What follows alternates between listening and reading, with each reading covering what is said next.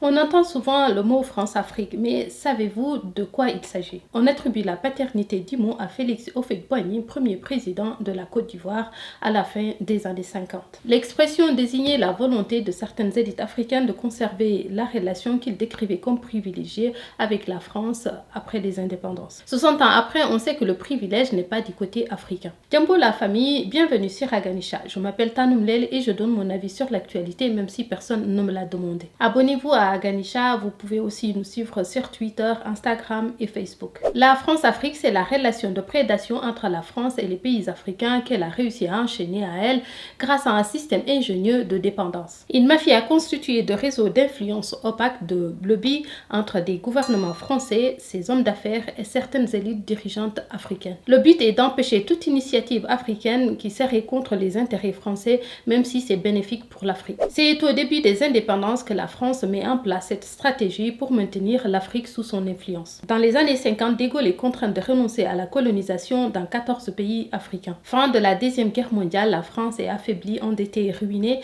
Elle imagine alors une stratégie pour maintenir l'Afrique sous l'influence de la France de manière souterraine. Ils vont créer la cellule Afrique, à sa tête Jacques Foccart. Cette stratégie a d'abord des raisons économiques, un accès privilégié aux matières premières stratégiques comme le pétrole, l'uranium et autres, surtout avantager les entreprises françaises. Puis raison politique, il fallait que l'Afrique reste dans le bloc occidental pendant la guerre froide, un peu comme aujourd'hui où la France panique parce que le Mali et la Centrafrique collaborent avec la Russie. En fait, à cette époque, toutes les anciennes colonies de la France comptaient comme des voix françaises aux Nations Unies. Ce qu'il qualifiait de dictateurs africains comme Bokassa finançait aussi les partis politiques de De Gaulle à Éric Zemmour. Vous vous souvenez du voyage en Côte d'Ivoire récemment? Le gars, il déteste les Africains, mais aucune gêne pour aller demander de l'argent au Ouattara pour sa campagne. La France a mis au pouvoir au début des indépendances des chefs d'État qui lui étaient favorables comme Senghor du Sénégal ou Houphouët-Boigny de la Côte d'Ivoire. Les accords militaires que les pays nouvellement indépendants étaient forcés de signer permettent à la France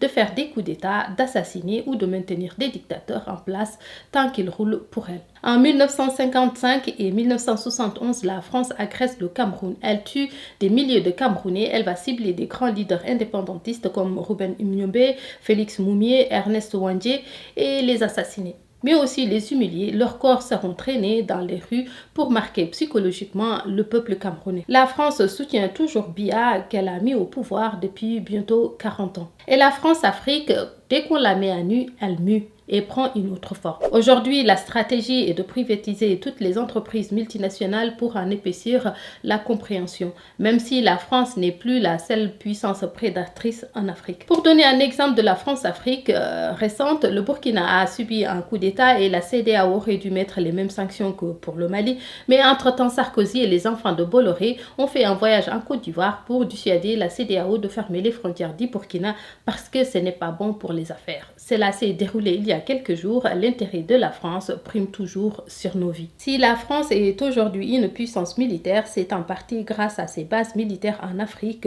qui comptent officiellement 8700 militaires. La France-Afrique, c'est pas seulement soutenir des dictateurs comme au Gabon avec la famille Bongo ou Idriss Déby puis son fils, sa longévité repose sur l'armée française qui lui permet depuis 50 ans de faire de l'ingérence dans les affaires intérieures africaines. Il y a aussi la problématique du franc CFA où les pays africains doivent déposer 50% de leur argent au trésor public français. Je résume, et ce qui permet à la France de geler ses avoirs s'ils ne font pas comme elle veut. La France siège à la direction des banques centrales africaines, donc la France contrôle directement la monnaie de plusieurs pays africains. L'autre fléau de la France-Afrique est l'aide au développement qui est constituée de dons, de prêts, d'allègements de dettes. On fera une autre vidéo pour parler d'ailleurs de l'arnaque de l'aide au développement. Si vous voulez en savoir un peu plus sur le franc CFA par exemple, je vous conseille le livre du doyen Nicolas Agboou pour comprendre jusqu'où va la cruauté de la France-Afrique. Voilà, c'est la fin de la vidéo. Si vous avez aimé, n'hésitez pas à vous abonner, à partager, à liker. Et puis, je vous dis à bientôt.